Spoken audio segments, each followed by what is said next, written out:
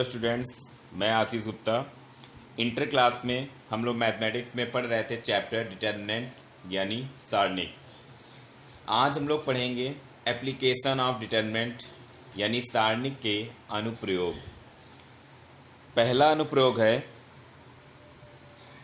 Area of triangle यानी त्रिभुज का क्षेत्रफल ज्ञात करने में। ठीक, वैसे अगर त्रिभुज के तीनों शीर्षों के निर्देशांक यानी अगर त्रिभुज के तीनों वर्टिसेस के कोऑर्डिनेट हमें पता हो, जैसे x1 y1 x2 y2 और x3 y3 हैं, तो एरिया ऑफ ट्रायंगल का हम लोगों ने 9th क्लास में फॉर्मूला पढ़ा था। लेकिन यहाँ पर हम लोग डिटरमिनेंट के मेथड से सॉल्व करेंगे।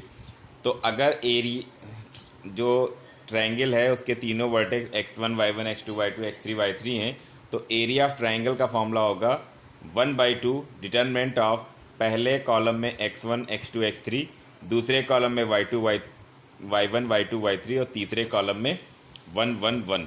और इसको हम एक्सपेंड कर देंगे यानी विस्तार कर देंगे तो जितना एरिया है वो हमारा आ जाएगा।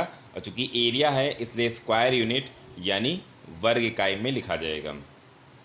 ये भी आप लोग जानते हैं कि एरिया जो है वो हमेशा उसका मैग्नीट्यूड लिया जाता है यानी मॉडुलस लिया जाता है, यानी उसकी वैल्यू ली जाती है, साइन नहीं लिया जाता है। जैसे मान लीजिए एरिया आ गया 35, तो आंसर में माइनस का 35 अगर आ गया तो आंसर में क्या लिखेंगे 35 स्क्वायर यूनिट। निगेटिव नहीं लिया जाएगा। निगेटिव का मतलब केवल इतना होता है कि वो एक्सिस की निगेटिव डायरेक्शन में बन रहा होगा, बाकी एरिया है तो वो एरिया पॉजिटिव बोला जाएगा। ठीक, फिर कोलिनियरिटी ऑफ 3 पॉइंट्स, 3 बिंदुओं का संरेख होना। ये भी उसी क्लास में 9th क्लास में पढ़ा था कि अगर एरिया ऑफ ट्रायंगल 0 हम प्रूव कर दें तो फिर इसका मतलब हो गया कि तीनों पॉइंट कोलिनियर हैं। तो इसी तरीके से यहाँ पर ये एरिया है और इस एरिया को क्या कर दें 0, तो हाफ तो 0 होगा नहीं, तो ये 0 होगा। तो अगर 3 पॉइंट कोलिनियर प्रूव करने संरेख तो ये वैल्यू इक्वल 0 हम प्रूव करेंगे, तो कोलिनियरिटी ऑफ 3 पॉइंट्स क्लियर हो जाएगा। फिर नेक्स्ट है 2 बिंदुओं से जाने वाली रेखा का समीकरण, equation of A line which passing through 2 points.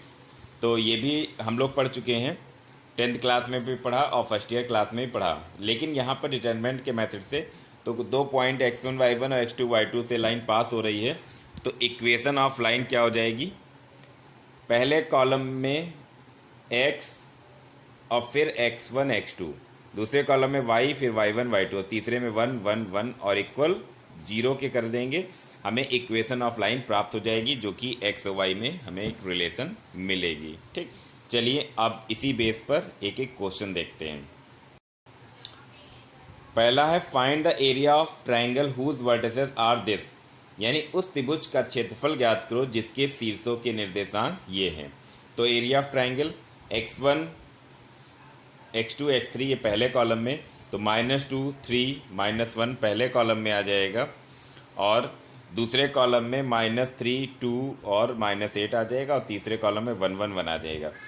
पहली रो से एक्सपेंड कर दिया, कैलकुलेट किया, आंसर आया -15। मैंने बताया था निगेटिव का मतलब है कि हमें मैग्नीट्यूड केवल उसका लेना है। तो एरिया ऑफ ट्रायंगल यानी त्रिभुज का क्षेत्रफल 15 स्क्वायर यूनिट यानी 15 वर्ग इकाई हो जाएगा। Next, if area of triangle, उल्टा क्वेश्चन, अब ट्रायंगल का एरिया पता है और वर्टिसेस में कोई पॉइंट गैप कर दिया, तो वो पॉइंट क्या होगा ये हमें बताना। तो area of triangle is 35 square unit, यानी एरिया ऑफ ट्रायंगल कितना है 35 स्क्वायर यूनिट है। तो फिर हमें के की वैल्यू बतानी है। ठीक, चलिए देखते हैं। तो area of triangle equal 35 square unit. तो एरिया ऑफ ट्रायंगल का फॉर्मूला लगाया और इक्वल किसके कर दिया 35। अब एक चीज़ समझ लीजिए, एरिया हमारा जो हम जब फाइंड करते हैं तो माइनस में भी आता है और प्लस में भी आ सकता है। ठीक, तो उसी तरीके से यहाँ एरिया 35 दिया है तो हम प्लस माइनस लिखेंगे, ये ज़रूर ध्यान रहे। अगर ये चीज़ आपने सही नहीं करी तो आपका क्वेश्चन हाफ माना जाएगा और मार्क्स भी हाफ मिलेंगे। यानी जब भी एरिया ऑफ ट्रायंगल दिया है और किसी पॉइंट का कोऑर्डिनेट निकालना है तो जो एरिया ऑफ ट्रायंगल है वो प्लस माइनस का हमें लिखना होगा। पहले रो से एक्सपेंड कर दिया, कैलकुलेट किया, हमें इतना मिला 50 - 10k इक्वल +/-70। अब एक बार पॉजिटिव साइन लेंगे, के की वैल्यू फाइंड करेंगे, एक बार नेगेटिव साइन लेंगे और के की वैल्यू फाइंड करेंगे। तो यहाँ पर के की 2 वैल्यू हमेशा मिलेंगी। इस क्वेश्चन में के की 2 वैल्यू, एक -2 और एक 12 मिलेगी। ठीक, दोनों ही हमारे आंसर होंगे। अब इसी बेस पर कुछ क्वेश्चन मैं आपको होमवर्क के लिए दे रहा हूँ। पहला है, इसमें के की वैल्यू निकालनी है, जैसे अभी मैंने बताया, तो आंसर भी लिख दिया, 0 और 8 आएगी।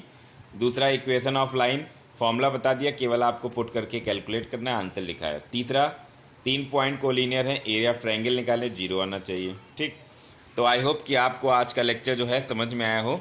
और एक और मैंने वीडियो डाली थी डिटरमिनेंट के फर्स्ट पार्ट की, जिसमें बाकायदा बोर्ड पे शुरुआत से लेकर और यहाँ तक एप्लीकेशन तक मैंने बताया है।